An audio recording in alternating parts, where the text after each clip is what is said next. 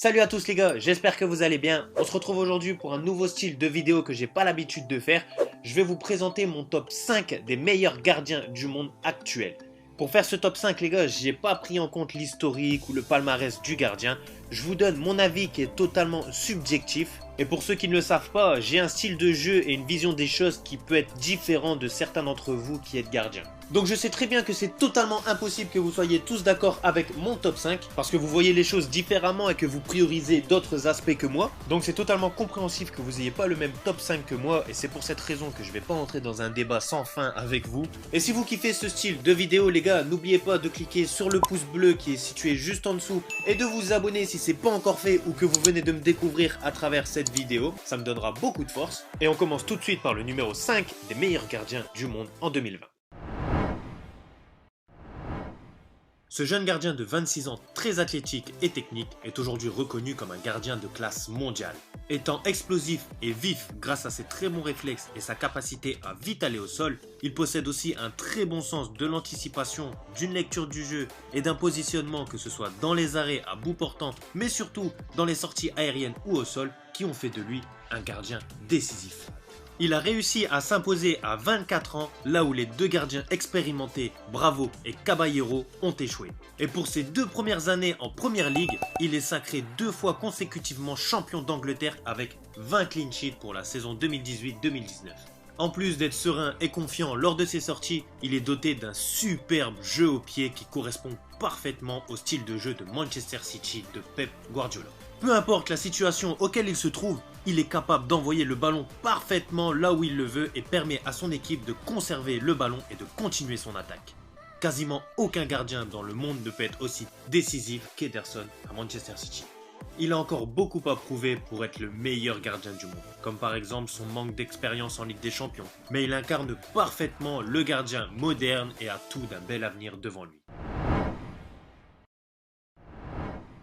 Ce gardien exceptionnel qui a aujourd'hui 33 ans nous a tous montré il y a quelques années qu'il fait déjà partie des 5 meilleurs gardiens de l'histoire du football.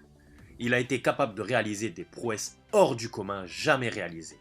Sa prestance, son charisme, son leadership, sa technique de balle et son jeu au pied, tout paraissait facile pour lui. C'était tellement impressionnant à le voir. Mais malheureusement, depuis 2 ans, ses blessures assez récurrentes ne lui ont pas permis de maintenir ses performances à un tel niveau. Il vit aujourd'hui une phase assez compliquée et dure à gérer. En plus des éliminations précoces du Bayern en Ligue des Champions, il n'a plus l'étoffe qu'il avait auparavant. Il avait mis la barre tellement haute en 2014 qu'aujourd'hui, même avec ses mésaventures et ses contre-performances, il fait toujours partie des 5 meilleurs gardiens du monde en 2020. Il a toujours sa prestance, son charisme, sa souplesse, sa vitesse d'exécution incroyable et son placement sur sa ligne qui lui permet de toujours avoir sa main qui traîne pour arrêter le ballon. En plus de ça, il conserve toujours à 33 ans sa place de numéro 1 de la Mannschaft au détriment de Ter Stegen. Ce gardien passant de l'ombre à la lumière en si peu de temps. Récompensé par le trophée Yashin pour son année 2019 épatant, il a eu la tête assez solide pour assumer le rôle du remplaçant de Karius catastrophique dans ce match si important et faire gagner de ce fait la LDC tant attendue à ce Liverpool seulement 1 an après. Comme son compatriote Ederson, ce n'est pas le plus impressionnant physiquement et techniquement dans le sens global. Cependant, il a su répondre présent à chaque fois là où on l'attendait. Et c'est ce qu'on attend des grands gardiens. Goalkeeper techniques improve and improve, so difficult things looking easy. Alisson l'a prouvé l'année dernière et il le confirme encore cette année par une saison quasi parfaite des Reds. Depuis qu'Alisson a débarqué chez les Reds, son défenseur Virgil van Dijk a explosé et est devenu ainsi à l'unanimité le meilleur défenseur du monde. Coïncidence? Pas tout à fait, non. Alisson a cette faculté à donner de l'assurance à son équipe, d'être serein et confiant, ce qui apporte un bien fou au sein de l'équipe. En plus d'avoir également un bon jeu au pied, il lit bien le jeu pour stopper les attaques adverses, mais aussi pour amorcer une attaque rapide avec le trio offensif de cette équipe. C'est un gardien très costaud mentalement, qui est toujours juste et ne fait aucune erreur. C'est ça les grands gardiens. Sans doute le gardien le plus impressionnant dans la technique pure du gardien. Il est complet, mise au sol, explosivité, réactivité, souplesse, sortie, jeu au pied. Il a surtout un placement quasi parfait dans son but et une lecture du jeu impressionnante. Il fait quasiment toujours les bons choix.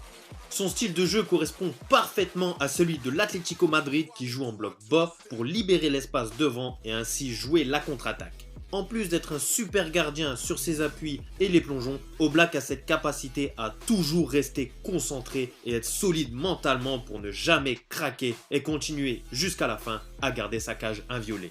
Il a d'ailleurs des stats hallucinantes. En 180 matchs joués à l'Atlético de Madrid, il a réalisé plus de 100 clean sheets, plus d'un match sur deux sans se prendre aucun but. Cette saison, en 27 matchs joués, il a fait 11 clean sheets. Mais le plus impressionnant, c'est qu'il a battu son propre record cette année, qu'il a donc réalisé 2 fois, du plus grand nombre d'arrêts sur un match. 27 arrêts en un match de Ligue des Champions. Quel sang-froid, quelle audace! Considéré aujourd'hui sans aucun débat possible comme le meilleur gardien du monde actuel.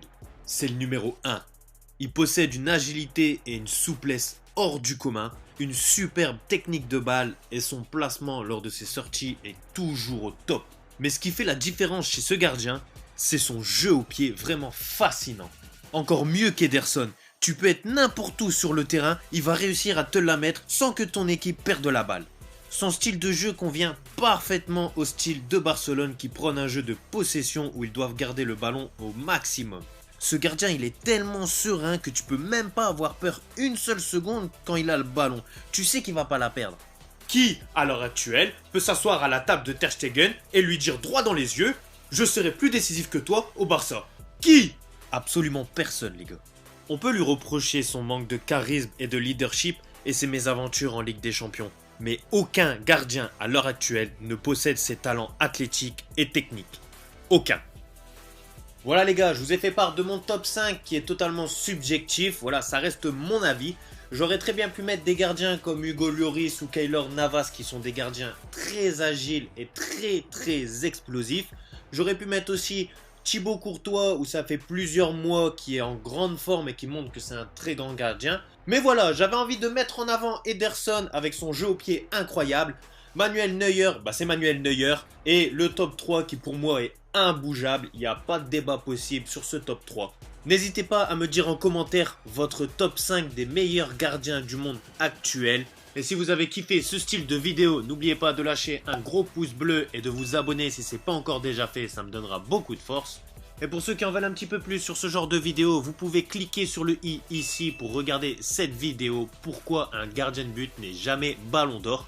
Et pour ceux qui ont déjà regardé cette vidéo, vous pouvez aller voir celle-là aussi où je vous montre les meilleurs arrêts des phases de poule de la Ligue des Champions 2019-2020 qui s'affiche encore en i.